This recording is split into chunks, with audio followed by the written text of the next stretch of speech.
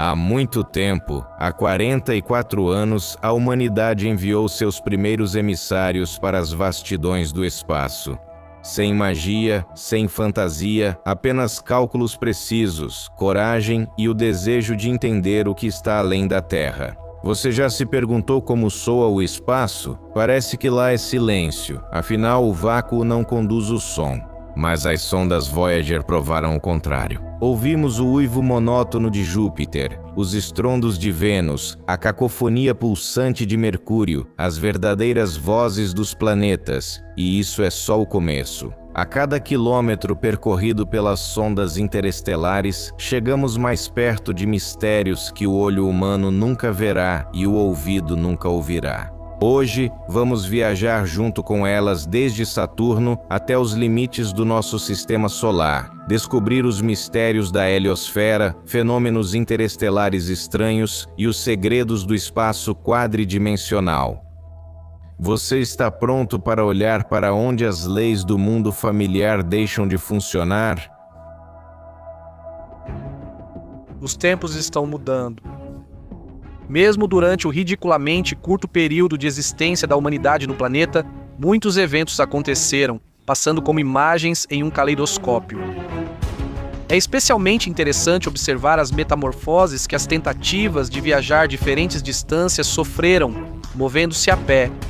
Claro, não se vai muito longe assim, mas aos poucos as pessoas começaram a montar cavalos, depois passaram para os automóveis e lançaram aviões aos céus. E agora, visitar um continente vizinho já não parece um evento sobrenatural como era na época de Cristóvão Colombo.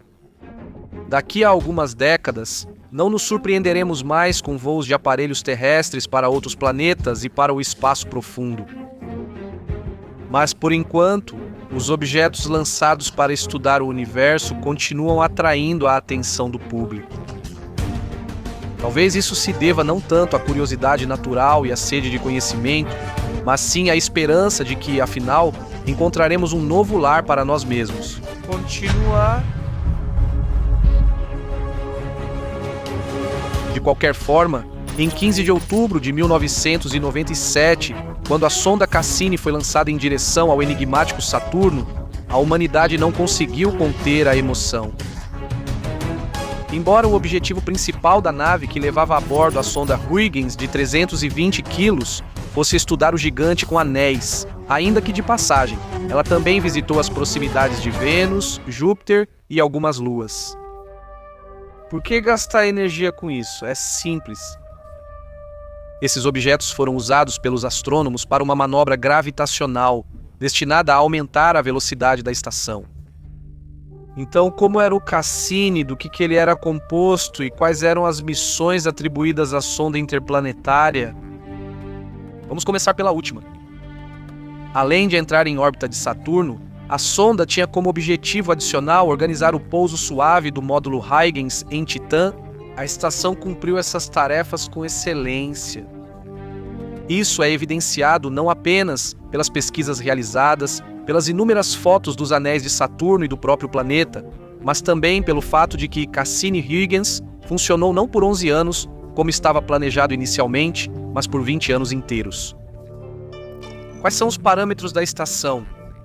Seu peso era de 5 toneladas e 710 quilos, dos quais, como já mencionado, 320 foram destinados à sonda Huygens, 336 ao equipamento útil e 3.130 quilos ao combustível.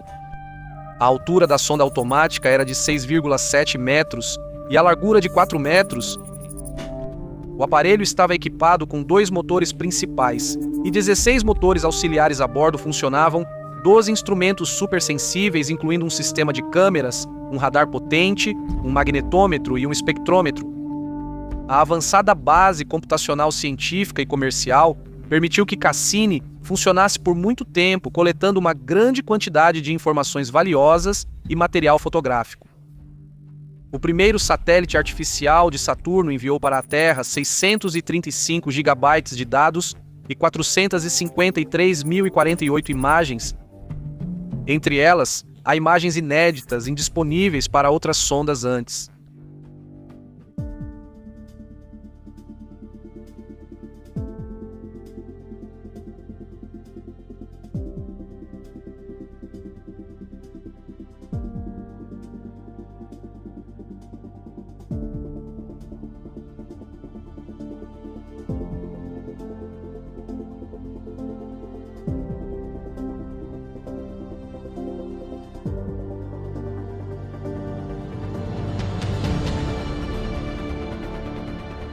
A criação da NASA e da Agência Espacial Europeia conseguiu fotografar a região entre os anéis e o próprio gigante a uma altura incrivelmente baixa.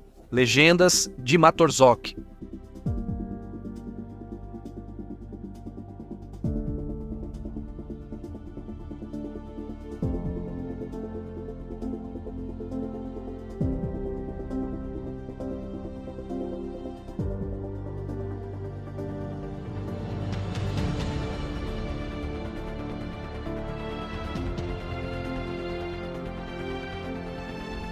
E também o impressionante furacão poligonal que há séculos ruge em um dos polos de Saturno. Famosa é a foto do eclipse solar tirada a uma distância de 2 milhões de quilômetros. Na foto, perto do conjunto de anéis, é possível ver um pequeno ponto, a nossa Terra. Mas não pense que durante a viagem até o destino final, Cassini ficou em animação suspensa. A sonda registrou o asteroide Masursky e fez fotos na Bielorrússia, próximo a Júpiter. As imagens mostraram detalhes impressionantes, alcançando elementos de 60 quilômetros de diâmetro. Ao passar por Titã, Cassini registrou pela primeira vez de perto uma formação estranha na superfície do satélite. Era um criovulcão composto de gelo de nitrogênio.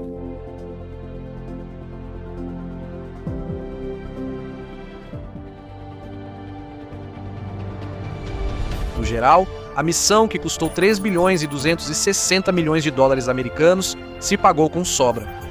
Em 30 de junho de 2004, a sonda Cassini se estabeleceu firmemente na órbita de Saturno com uma velocidade estável de 15 km por segundo. A sonda Huygens pousou na superfície de Titã um pouco depois, em 14 de janeiro de 2005. Até 2008 estavam planejadas aproximações com muitos satélites de Saturno: Rheia, Encélado, Tétis, Mimas e muitos outros. A nave fez isso com sucesso, como comprovam as evidências fotográficas.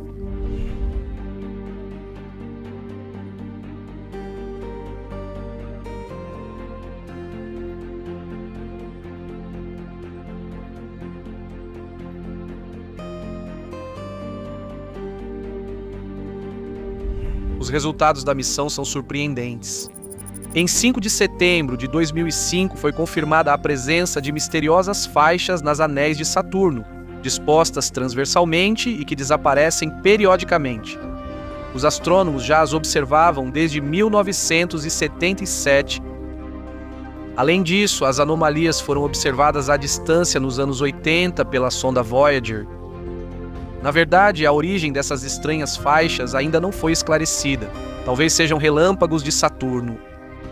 Cassini descobriu 7 novos satélites de Saturno, chamados Metona, Polena, Polideuco, Daphnis, Anfa, Aegon e S2009-S1. A nave passou perto de Febe, registrando pela primeira vez a superfície irregular e muito craterada do objeto, além de impressionar os terráqueos com imagens do congelado Ravioli Pan, o satélite de Saturno do tamanho de Nova York. Editor de legendas, Semki Negorov.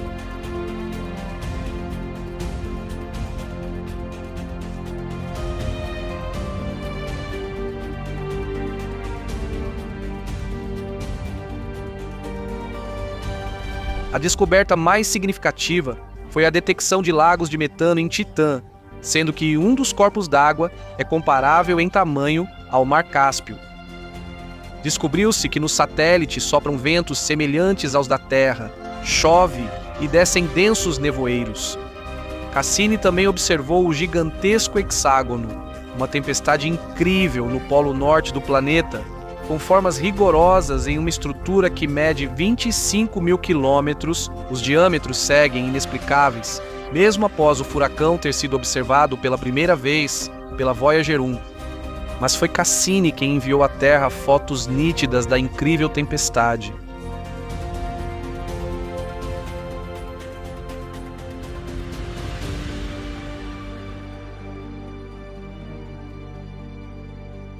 A missão foi estendida 2 vezes, mas tudo um dia chega ao fim. Por isso, em 15 de setembro de 2017, na hora do almoço, a sonda foi afundada na atmosfera de Saturno. Os últimos minutos de sua vida foram transmitidos pela Agência Espacial Americana. Como uma homenagem à sonda, que serviu fielmente à ciência por 2 décadas, também foi preservada a foto de despedida da Cassini, na qual está retratada a atmosfera impenetrável de Saturno. Por que a sonda foi destruída? Por que exatamente assim?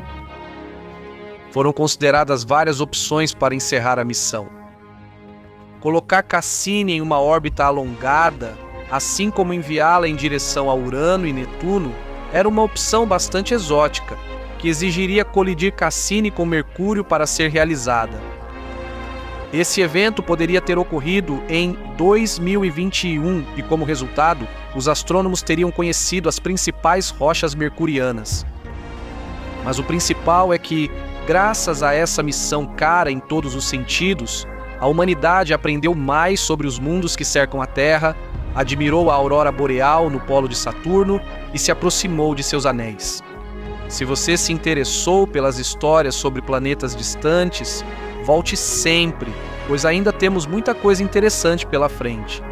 Quero começar este episódio com a frase com que começa qualquer conto de fadas.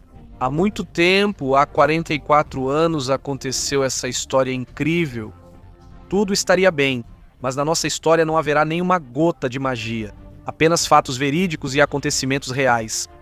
Então, em 1977, os americanos lançaram um projeto chamado Voyager 1. No âmbito desse projeto, 2 sondas com o mesmo nome foram enviadas ao espaço. Parece um roteiro bastante comum, mas os resultados dessa campanha superaram todas as expectativas. Você já ouviu os sons do espaço? Claro.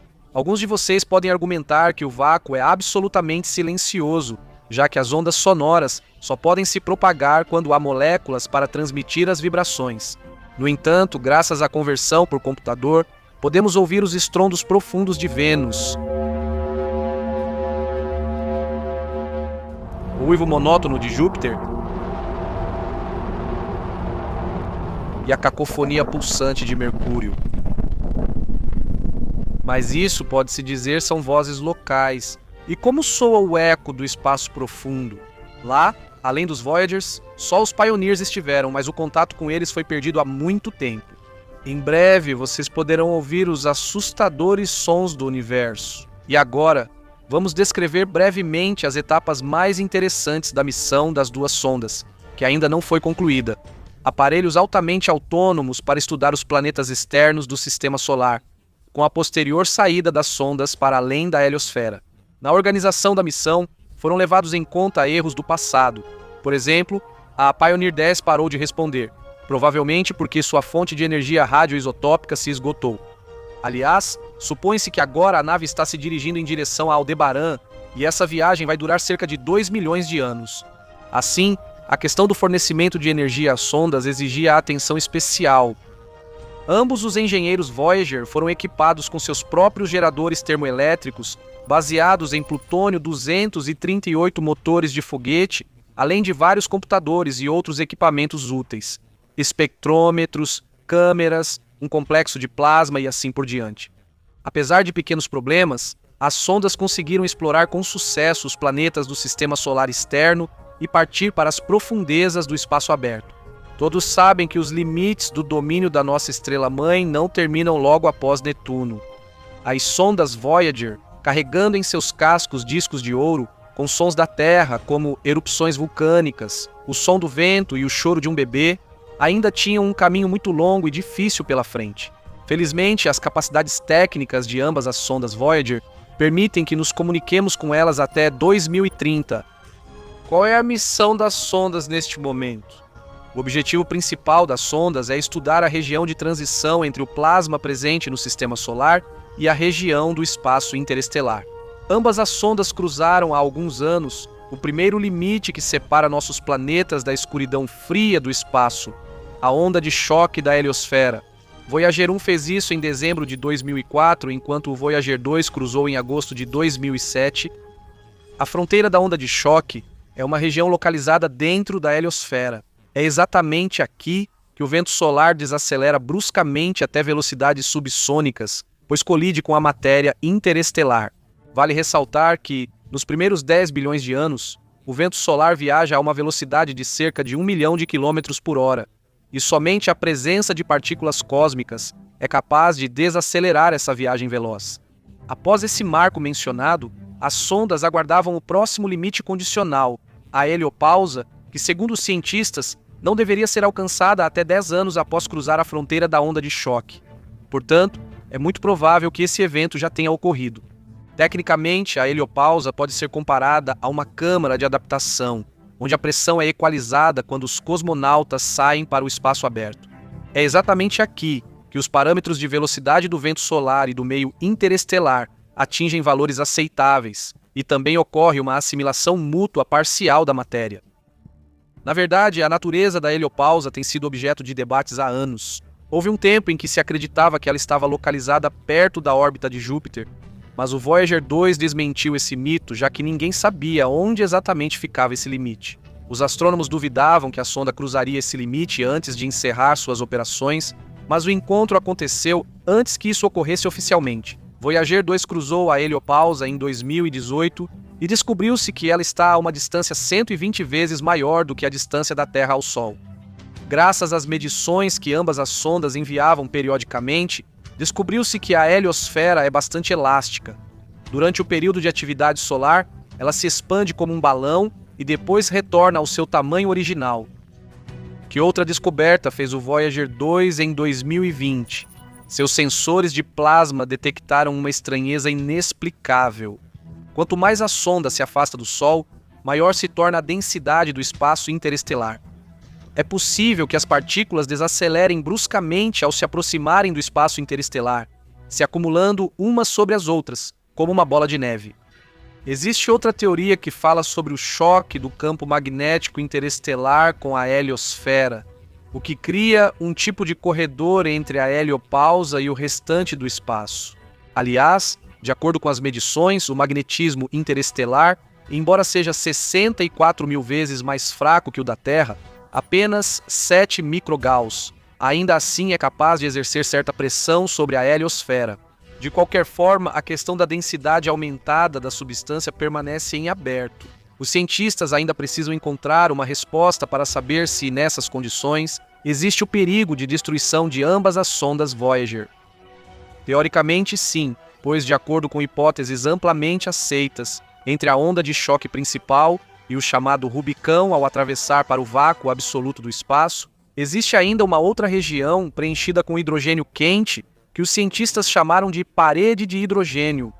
A suposta onda de choque principal está localizada a 230 unidades astronômicas do Sol, e as sondas Voyager ainda terão que atravessá-la, embora muitos astrônomos considerem esse limite imaginário uma invenção.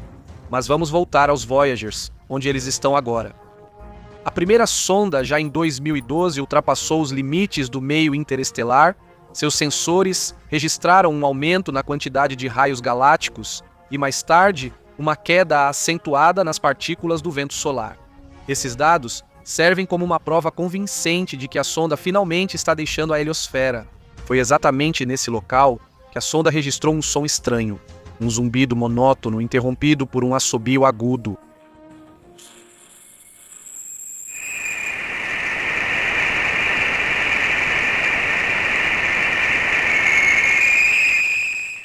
Não está claro o que exatamente causa esses lamentos sombrios, mas eles definitivamente dão arrepios. Alguns astrônomos afirmam que o assobio agudo provavelmente é causado por explosões regulares no Sol que alcançam as bordas da heliosfera. Tudo isso o Voyager 1 ouviu de passagem, já que a jornada da nave ainda não terminou.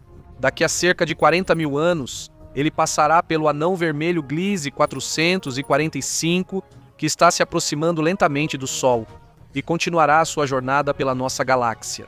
E quanto ao Voyager 2, ele também está viajando em algum lugar na escuridão do espaço. Como já foi mencionado, há 14 anos, a sonda cruzou com sucesso a onda de choque da heliosfera e passou pela heliopausa. Graças aos dados recebidos da Voyager 2, foi possível provar que a heliosfera não é uma esfera perfeita. Pelo contrário, é um oval achatado com limites ao norte mais distantes do Sol. Foram registradas estranhezas nas informações transmitidas pela sonda? Sim, houve uma inconsistência. Os cientistas esperavam que, na fronteira da onda de choque, a temperatura fosse muito mais alta do que dentro da heliosfera, mas isso não aconteceu. Na verdade, estava quente, mas não tanto quanto os astrônomos esperavam. A questão de onde vieram as divergências e para onde foi a energia extra ainda permanece sem resposta. O Voyager 2 está agora a cerca de 20 bilhões de milhas da Terra e segue firmemente em direção à nuvem de Oort, que alcançará em 3 séculos. E para atravessar essa região esférica, ele vai precisar de pelo menos 30 milênios. É uma pena que nunca saberemos sobre isso. O período de meia-vida do plutônio é de quase 90 anos, e já agora a energia das sondas caiu para 40% ou menos. Ambas as sondas, lançadas com um mês de diferença, agora estão a centenas de unidades astronômicas do Sol e não pretendem parar. Elas terão encontros com estrelas, planetas errantes, cometas solitários e grupos de asteroides. Graças às sondas, agora sabemos como soa o vazio do macrocosmo e comprovamos empiricamente a existência da heliosfera, que protege nosso sistema planetário dos efeitos agressivos dos raios galácticos. Saudações a todos os espectadores do canal Hubble do Mundo Tridimensional. Vocês gostariam de dar uma olhada agora mesmo na quarta dimensão, naquela em que a rotação comum de um objeto é percebida pelo cérebro humano como uma catástrofe universal? Para não enlouquecer nessa viagem infernal, assistam a este vídeo até o final. Vocês podem considerá-lo um guia detalhado em vídeo, pois sobreviver no mundo 4D sem preparação é muito difícil. Nós também não mandamos nossos astronautas em trajes inadequados, como deve ser na centrífuga. No decorrer da viagem virtual, vamos visitar todos os mundos, até chegar ao mundo quadridimensional. Não desistiram, então prestem atenção e memorizem. Primeiro havia um ponto, lembra o universo após o Big Bang. Esqueçam essas analogias. Hoje não vamos falar sobre a misteriosa região da singularidade, mas sim sobre espaços geométricos. A resposta é que um ponto solitário no plano, por definição, é zero-dimensional, pois não tem comprimento, largura ou altura. Olhe para ele com mais atenção e seja bem-vindo ao espaço de dimensão zero. É preciso constatar um fato lamentável. O mundo de dimensão zero é entediante e monótono. O movimento aqui é impossível e o horizonte é limitado. Então vamos sair daqui o quanto antes. Enquanto os neurônios do nosso cérebro ainda estão ativos e capazes de perceber informações, vamos precisar deles adiante. Como passar do espaço zero-dimensional para o 1D? É simples. Pegamos um lápis e traçamos uma linha reta a partir do ponto. E assim estamos em uma realidade unidimensional, pois a linha reta possui apenas um parâmetro, o comprimento. Infelizmente, o mundo 1D não é menos monótono e sem graça, e aqui o movimento só é possível para frente e para trás. Vamos pular pela lâmpada no plano. Enquanto ainda não nos transformamos em uma coluna de mercúrio sem sentido, vamos tentar sair o mais rápido possível desse deserto unidimensional. Talvez no espaço 2D o viajante encontre um espetáculo mais épico. Vamos verificar agora. O caminho até lá não é longo, basta montar um retângulo a partir das linhas prontas. Agora temos 2 parâmetros disponíveis, comprimento e largura.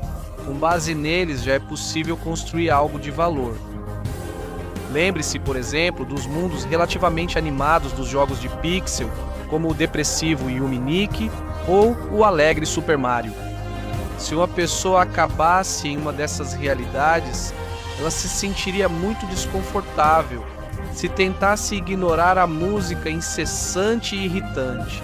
Ainda assim, sentiríamos sensações estranhas, especialmente ao olhar para os objetos de perfil, pois, em vez de seres e objetos, veríamos apenas segmentos unidimensionais.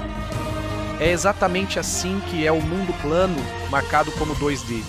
Aliás, nossa realidade tridimensional pode muito bem ser transformada em bidimensional, se achatarmos a Terra como uma lata de conserva. Enquanto isso não acontece, é melhor irmos embora daqui. Para se mover para o espaço 3D habitual, basta traçar linhas perpendiculares ao segmento plano, formando um paralelepípedo, que além do comprimento e da largura, também possui altura. Pronto, chegamos em casa. Depois desses mundos inóspitos e estranhos, não dá muita vontade de deixar o que é familiar e conhecido, mas o objetivo da nossa viagem é o espaço quadridimensional, então vamos continuar. Para começar, pense no que nos permite ver o mundo em 3 dimensões. Existe uma característica interessante. O olho humano é capaz de perceber objetos estáticos que têm comprimento, largura e altura apenas como bidimensionais.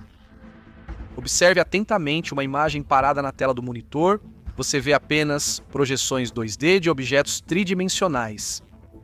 Se tivéssemos a capacidade de perceber o ambiente em qualidade 3D, notaríamos absolutamente todos os objetos que estivessem em nosso campo de visão. Para explicar esse fenômeno, um exemplo perfeito seria imaginar um quarto onde uma caixa está atrás de uma cômoda. Se tivéssemos visão tridimensional, veríamos tanto a caixa quanto a cômoda ao mesmo tempo. Mas isso é impossível. E só quando os objetos se movem no espaço é que a verdade se revela para nós. Eureka! Descobrimos que estamos em uma realidade 3D, aliás, em um espaço bidimensional. Com os habitantes acontece a mesma coisa. Enquanto o objeto não começa a se mover, eles o veem como 1D. Por exemplo, o paralelepípedo que desenhamos há alguns minutos, para voltar ao seu mundo, os habitantes da realidade 2D não conseguiriam imaginar. Isso acontece porque é impossível imaginar algo que, por definição, é incompreensível. É justamente a falta de informação que impede a pessoa de imaginar claramente um espaço rotulado como 4D. As pessoas entendem as propriedades do seu próprio mundo tridimensional apenas porque ele é tangível. Talvez existam muitos outros vetores espaciais ao nosso redor, mas nossa consciência simplesmente não está preparada para percebê-los.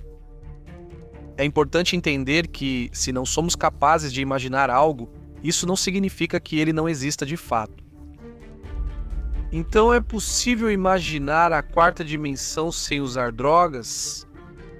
A geometria 4D é mais claramente demonstrada pelo Tesseract, uma figura estranha, também chamada de hipercubo. É um análogo do cubo comum, mas adaptado para a 4ª dimensão. Construir uma figura assim é simples, mas primeiro vale dizer que um cubo comum pode existir em qualquer lugar, só que ele vai parecer diferente dependendo do contexto. Por exemplo, no espaço 0D ele é aquele mesmo ponto mencionado no início do vídeo. Para transformá-lo em um cubo unidimensional, é preciso desenhar mais um ponto e conectá-los com uma linha. Para o mundo 2D, basta duplicar o que foi desenhado mais uma vez e, novamente, conectar os pontos. Como resultado, aparecerá um quadrado plano, que é o análogo do cubo comum na sua versão bidimensional. Depois, é fácil, usando as figuras já existentes, criar o cubo que conhecemos desde a infância. Basta colocar 2 quadrados planos lado a lado e conectar seus vértices. Mas será possível, com base nesse algoritmo, formar um Tesseract, um cubo futurista de 4 dimensões? O esquema não é diferente do que foi usado nos outros casos. Colocamos 2 figuras tridimensionais lado a lado, conectamos seus vértices e o hipercubo está pronto. Mas há um problema. É difícil para o cérebro humano perceber essa figura complexa como um cubo. Lembrando que as pessoas só conseguem ver objetos tridimensionais em movimento, teremos que girar um pouco a figura resultante. É aqui que começam os efeitos psicodélicos. Ao ver isso, você se sente como um habitante primitivo de um mundo bidimensional. O fato é que uma rotação comum de um hipercubo em torno de seu eixo, na nossa realidade, parece estranha. A consciência humana percebe isso não como um movimento, mas como uma deformação do objeto. Além disso, nesse pesadelo geométrico giratório, é difícil até mesmo identificar o cubo. Ainda mais fascinante é imaginar o que aconteceria com uma pessoa que, por acaso, caísse em um espaço 4D, mas continuasse a interagir com o mundo tridimensional. Esse indivíduo seria percebido por nós como uma substância divina encarnada. Afinal, ele poderia atravessar paredes, se teletransportar facilmente, mover objetos de um mundo para outro e até realizar cirurgias de forma não invasiva, como os lendários curandeiros. E agora, para respirar um pouco, pense no seguinte: se o mundo quadridimensional já é tão difícil de entender, será que faz sentido falar sobre espaços com infinitas dimensões? Atenção! Foi encontrado um objeto artificial em Marte. Será que é uma mensagem de extraterrestres ou um presságio do apocalipse? É assim que soariam as manchetes das publicações preferidas por teóricos da conspiração e testemunhas de reptilianos, mas não somos eles. O canal Hubble sempre tenta chegar ao fundo de qualquer fenômeno ou evento, apresentando opiniões de diferentes lados e os resultados de pesquisas confiáveis. Então, todo mundo sabe que nenhum representante da humanidade visitou outro corpo celeste além da Lua. A marca da Terra, no entanto, está presente tanto dentro do sistema solar quanto além de seus limites. Enquanto Elon Musk prepara uma expedição tripulada para Marte, destinada a se tornar uma verdadeira sensação no planeta vermelho. Ao longo de muitos anos de pesquisas astronômicas, várias sondas foram enviadas e nunca mais retornarão à Terra. Parece que todas as agências espaciais sabem disso, mas às vezes, ao encontrar fragmentos de sondas, ficam sinceramente surpresas sobre como eles apareceram na superfície morta de Marte. Certa vez, em uma das regiões do nosso vizinho empoeirado, foi registrado um objeto artificial na forma de um cilindro brilhando ao sol, destacando-se entre as pedras espalhadas. Como esse fragmento apareceu no planeta vermelho e que outras surpresas ainda nos aguardam, de verdade, Marte pode ser chamado, sem exagero, de condicionalmente habitável, já que vestígios da atividade da nossa civilização são cada vez mais registrados entre suas colinas enferrujadas. Neste exato momento, várias sondas ativas estão explorando o planeta, enquanto carcaças de outras, há muito fora de serviço, estão enterradas nas areias marcianas. É interessante notar que a massa total desses objetos atualmente chega a cerca de 7 toneladas. Desde 1971, 16 sondas terrestres visitaram o planeta vermelho com sucesso variável. Naturalmente, eles não poderiam deixar de deixar sua marca na superfície de Marte, então o aparecimento do cilindro misterioso também tem uma explicação bastante lógica. Muito provavelmente é uma carcaça que se desprendeu da sonda Viking 2 durante o pouso. Mas vamos por partes. A espaçonave mencionada foi enviada a Marte como parte do programa americano Viking e operou no planeta vermelho por mais de 19 meses. A estação tinha um módulo orbital e um de descida. O orbital parou de funcionar 2 anos antes. Durante a descida, em 3 de setembro de 1976, Viking 2, seguindo o procedimento habitual, descartou o lastro e abriu os paraquedas de frenagem para realizar um pouso suave na região da planície. Utopia é uma região bastante estranha, com um diâmetro de 3.300 quilômetros completamente coberta por pedras de vários tamanhos. Quase não há crateras aqui. E Utopia está localizada no hemisfério norte de Marte. Ao que tudo indica, ela é uma antiga cratera de impacto tão enorme que é difícil identificá-la adequadamente. Devido à paisagem monótona e desolada, não surpreende que um pequeno cilindro, claramente visível na foto da sonda, tenha atraído a atenção dos cientistas. O fato é que a principal atividade do Viking 2 é a coleta de amostras do solo. Para esse fim, foi utilizado um coletor de amostras, normalmente coberto por uma tampa especial quando estava fora de operação. Mas assim que o aparelho ficou pronto para uso, a tampa se soltou automaticamente, batendo em uma pedra próxima. Dessa forma, a peça ficou em Marte, assim como o próprio Viking 2 Viking 2. No geral, a situação descrita é padrão, pois cada nave espacial e suas partes estruturais, no momento do pouso no planeta vermelho, recebem uma residência permanente em suas vastas e desertas extensões. Claro, a carcaça de 30 centímetros de comprimento é um detalhe pequeno demais para ser vista de um satélite. O Spirit, que pousou em Marte em 4 de janeiro de 2004, pode ser visto com bastante clareza. Isso agora. O paraquedas está coberto por areias bronzeadas e densas na cratera Gusev, podendo ser facilmente confundido com uma pedra comum. Houve um período em que o aparelho foi muito produtivo e superou várias vezes o tempo de atividade previsto pela agência. Spirit funcionou até 2010, embora se esperasse que ele durasse não mais que 90 sols ou 92,5 dias terrestres.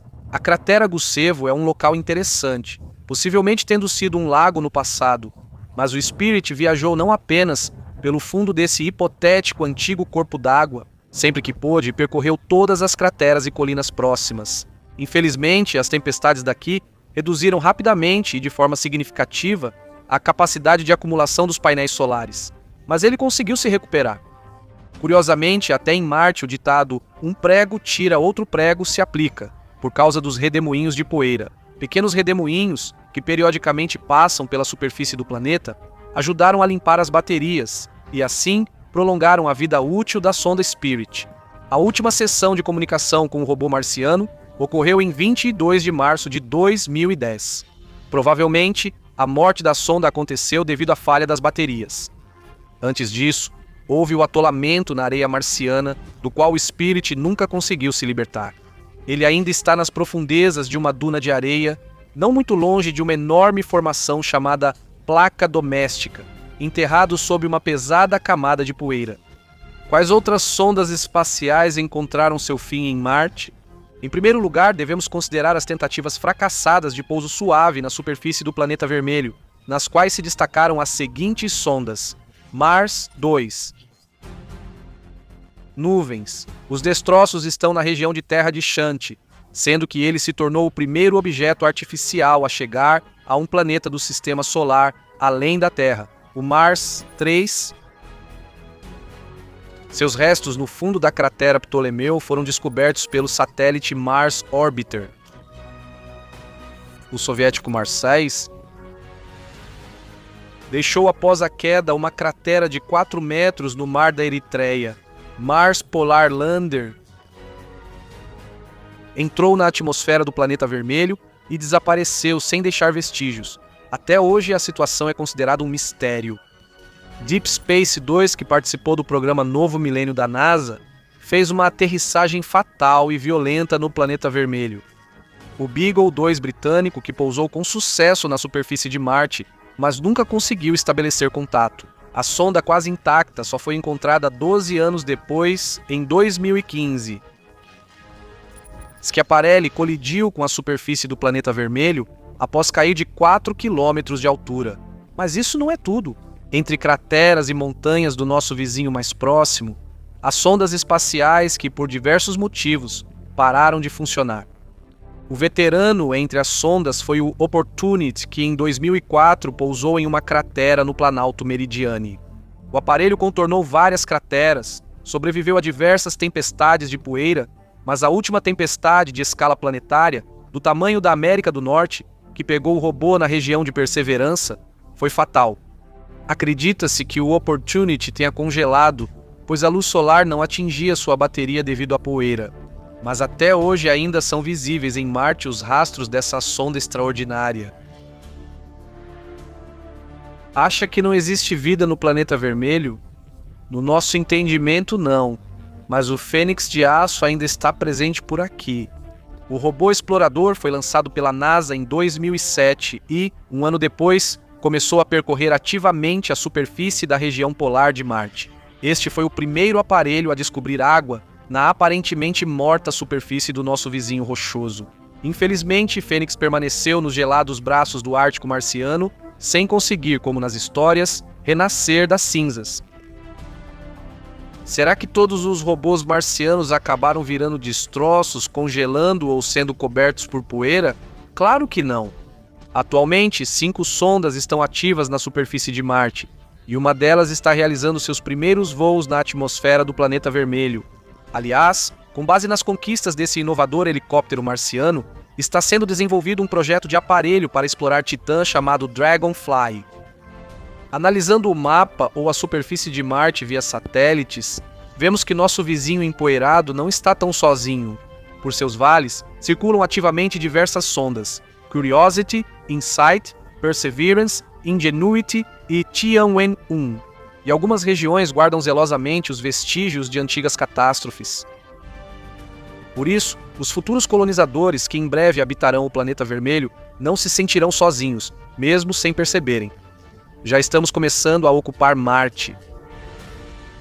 Inscreva-se no canal Hubble se você gostou do vídeo, compartilhe com seus amigos e não perca nossas atualizações. Acha que o espaço é chato? Vamos tentar te convencer do contrário.